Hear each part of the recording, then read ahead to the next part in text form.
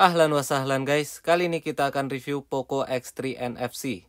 Jika sebelumnya kalian sudah menonton video-video di channel ini, mungkin kalian tahu kalau saya adalah fans HP di rentang harga 2 jutaan sampai 3 jutaan. Alasannya sih simpel, karena persaingan di harga ini terbilang ketat dan banyak pilihan untuk para konsumen. Penjualan HP di rentang harga ini pun jauh lebih tinggi dibandingkan HP kelas flagship, karena harga yang masih bisa dijangkau mayoritas orang dan fitur yang didapatkan sudah sangat baik. Setelah sekian lama kita mengenal istilah flagship killer, kali ini kita mendengar hal yang baru, yaitu mid-range killer. Biasanya flagship killer adalah HP dengan beberapa fitur yang diadopsi dari HP flagship, tapi dijual dengan harga yang lebih rendah. Nah, kalau Poco X3 NFC yang disebut-sebut mid-range killer, agak beda. Karena harganya masih di level yang sama dengan mid-range yang lain, tapi spesifikasinya memang lebih tinggi dibandingkan pesaingnya di harga yang sama. Jadi, apakah sebutan mid-range killer untuk HP ini pantas dan layak? Atau sebutan ini hanya sebatas teknik marketing aja? Untuk jawabannya, simak video ini sampai selesai. Poco X3 NFC ini adalah produk original kedua dari divisi Poco setelah Pocophone F1. Karena Poco X2 dan Poco F2 Pro merupakan HP Xiaomi yang diganti merek. Desainnya terbilang unik dan beda dari yang lain, seperti logo Poco yang terpampang lebar di bagian belakang, dan modul kamera yang tidak biasa. Material yang digunakan adalah plastik yang kurang solid karena terasa ada gap antara plastik ini dengan komponen di bawahnya. Sedangkan bagian depannya terlindungi Gorilla Glass 5. Tombol power difungsikan sebagai fingerprint scanner dengan kecepatan membaca yang sangat cepat. Sekali tap dengan durasi singkat aja udah cukup bagi HP untuk membacanya. Hanya saja untuk menyalakan layarnya masih butuh sedikit proses. Untuk vibration motornya sudah sangat baik, bahkan sedikit lebih baik dibandingkan Redmi Note 9 Pro, yang sebelumnya memiliki haptic feedback terbaik di harga 3 jutaan. Dimensinya cukup besar dan berat karena ukuran layar yang luas dan kapasitas baterai yang besar. HP ini juga punya ketahanan dari cipratan air, jadi lebih baik daripada tidak ada sama sekali. Layarnya berukuran 6,67 inch IPS LCD, resolusinya Full HD Plus dengan kerapatan 395 ppi. Punch hole berada di tengah bagian atas dari layar dan ukurannya kecil. Positifnya lagi, saya tidak melihat adanya bleeding pada tompel ini, seperti yang biasanya kita temukan di layar LCD lainnya. Seperti biasa, warna putih di layar LCD Xiaomi terlihat agak biru, tapi bisa kita atur dengan mengubah temperatur layar. Nah, salah satu penyebab HP ini disebut mid-range killer adalah refresh rate-nya. HP ini memiliki refresh rate 120Hz paling murah saat ini.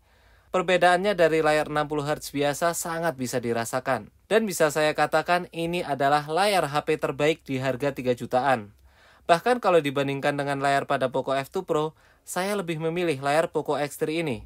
Dengan alasan scrolling yang terasa lebih mulus dan nyaman banget. Tidak saya pungkiri layar AMOLED pada Poco F2 Pro juga punya nilai positif seperti lebih baik dari segi warna, kontras, dan efisiensi daya. Tapi perbedaan dari segi warna dan efisiensi daya tidak begitu jauh. Maka dari itu, saya lebih memilih layar Poco X3 NFC dibanding layar AMOLED pada Poco F2 Pro. Kecerahannya juga terbilang tinggi, 460 nits dengan manual slider dan 600 nits lebih pada mode auto. Jadi penggunaan di bawah terik matahari sudah cukup nyaman dan tidak ada kendala. Kesimpulannya dari segi layar saya puas banget, terutama karena refresh rate yang memanjakan mata. Begitu juga touch sampling rate 240Hz yang otomatis membantu sensitivitas layar bagi para gamer. Ketahanan baterainya juga awet. Di samping layar 120Hz, ternyata ketahanan baterainya masih bagus banget. SOT yang biasa saya dapatkan adalah 8-9 jam. Hal ini dikarenakan mode 120Hz punya kemampuan untuk menurunkan ke refresh rate yang rendah jika tidak dibutuhkan. Dan baiknya lagi, kalian tidak bisa merasakan penurunan ini. Karena ketika scrolling, kalian akan selalu merasakan refresh rate 120Hz. Untuk speakernya lagi-lagi, HP ini membawakan hal yang langka di harga 3 jutaan. HP ini sudah dilengkapi dengan stereo speaker yang kualitasnya terbilang baik. Suaranya nggak kenceng-kenceng amat, tapi suaranya bulat dan nggak cempreng. Sekarang kita bahas performanya. HP ini dilengkapi dengan chipset terbaru dari Qualcomm yaitu Snapdragon 732G.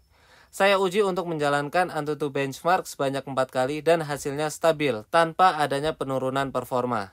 Selanjutnya saya tes menggunakan 3D Mark dan hasilnya stabil banget. Selama pengujian, kemampuan chipset hanya berkurang 3% dari performa maksimal. Pada CPU throttling maka tes tidak berjalan baik karena performa turun sebanyak kurang lebih 20% dari puncaknya. Jadi kalau kita lihat dari skor pengujian ini, Snapdragon 732G memiliki performa yang tidak terpaut jauh dari Snapdragon 720G dan MediaTek Helio G90T. Dan bisa dikatakan Poco X3 NFC bergabung dengan HP best performer di harga 3 jutaan.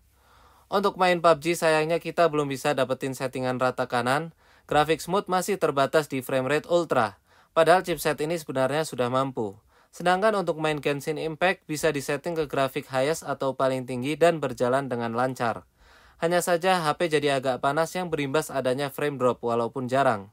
Kalau kita aktifkan mode 60 fps, maka frame drop semakin terasa dan lebih berpotensi untuk mengganggu gameplay. Jadi saya sarankan untuk menggunakan mode 30 fps biasa. Untuk ketahanan baterainya, ketika digunakan main Genshin Impact selama 1 jam dengan settingan grafik tertinggi, berkurang 23%, yang artinya bisa digunakan untuk main 4 jam sekali cas. Sedangkan untuk nonton YouTube selama 2 jam menggunakan Wi-Fi, baterai hanya berkurang 10%. So, untuk ketahanan baterainya udah oke banget. Selain itu pengisian dayanya juga cepat. Dengan charger bawaan 33 watt, bisa mengisi daya dari 0 sampai 100% dengan durasi 65 menit. Sekarang kita bahas kameranya. HP ini memiliki 4 kamera di belakang dengan kamera utama beresolusi 64 megapiksel, ultrawide 13 megapiksel, makro dan depth sensor 2 megapiksel. Kamera UI pada MIUI 12 udah dirombak desainnya dan membawa beberapa peningkatan seperti tampilan yang lebih simpel tapi kaya fitur. Resolusi 13 megapiksel pada kamera ultrawide adalah peningkatan yang signifikan.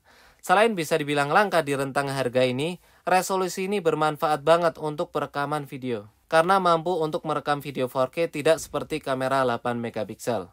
Hasil foto di kondisi ideal sudah baik di kelasnya. Hasil dari kamera utama dan ultrawide sekarang bisa diandalkan. Biasanya kamera ultrawide di HP harga 3 jutaan jarang saya pakai karena detail yang rendah dan hasil foto yang kurang memuaskan.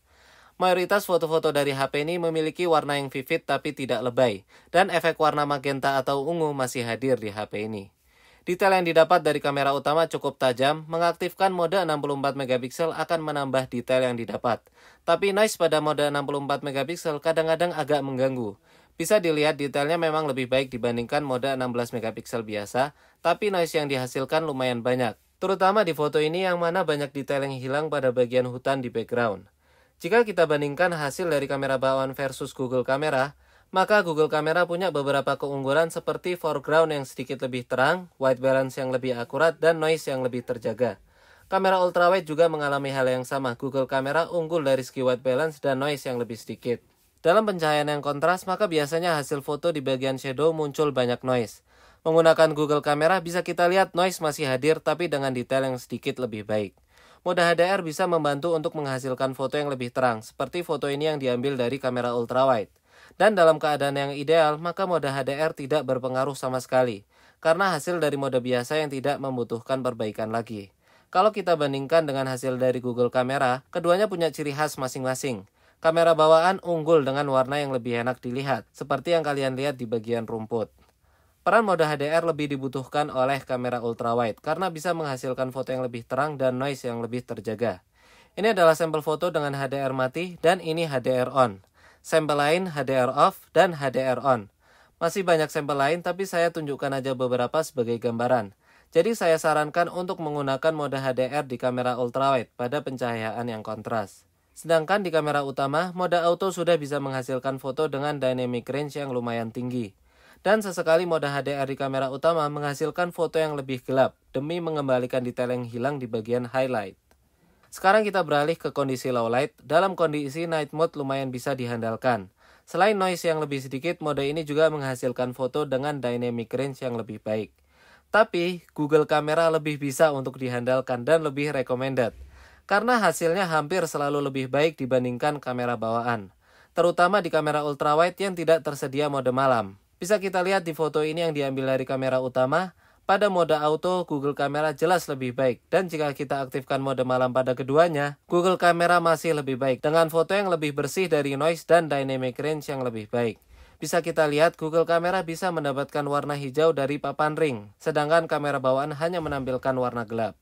Perbedaan di kamera ultrawide semakin jauh. Walaupun belum mengaktifkan mode malam di Google Kamera, hasilnya sudah lebih baik. Apalagi jika kita aktifkan. Jika kita menggunakan mode manual dengan shutter speed 30 detik, Google Kamera masih bertahan dengan mode astrofotografinya. Foto ini diambil dari kamera utama dengan shutter speed 30 detik dan ini diambil dari Google Kamera mode astrofotografi.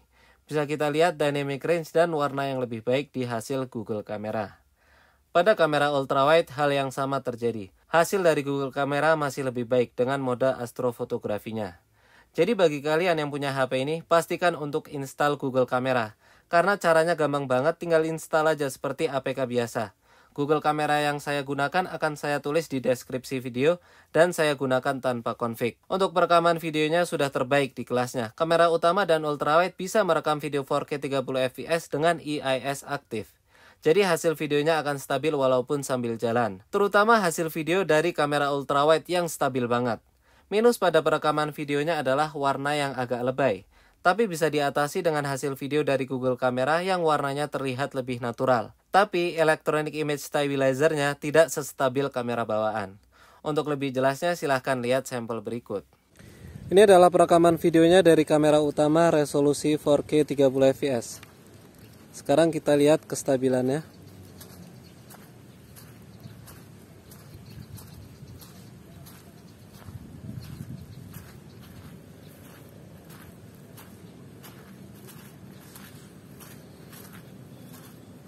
Dan ini adalah perekaman videonya dari kamera ultrawide.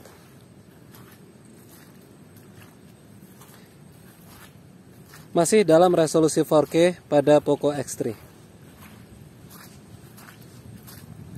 Kita sambil jalan untuk melihat kestabilannya gimana.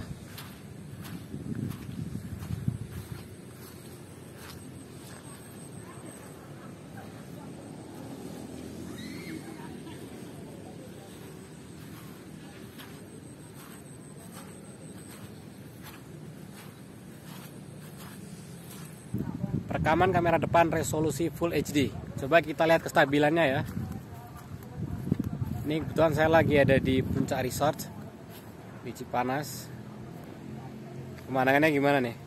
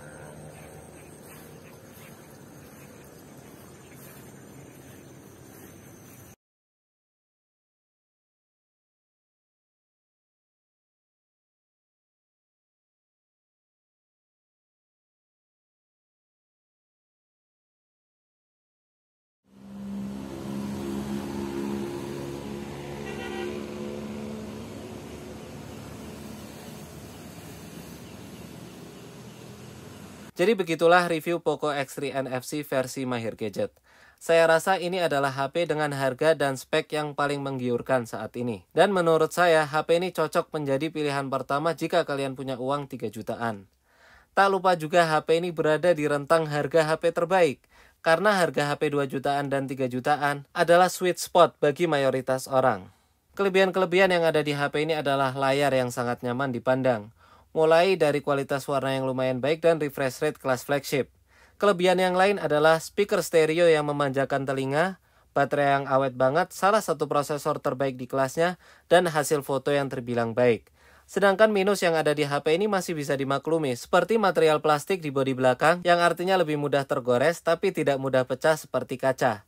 Dan minus yang lain adalah hasil video yang oversaturated. Oke guys, terima kasih banyak sudah nonton video ini sampai selesai. Like videonya jika kalian suka dan dislike kalau enggak. See you guys next time.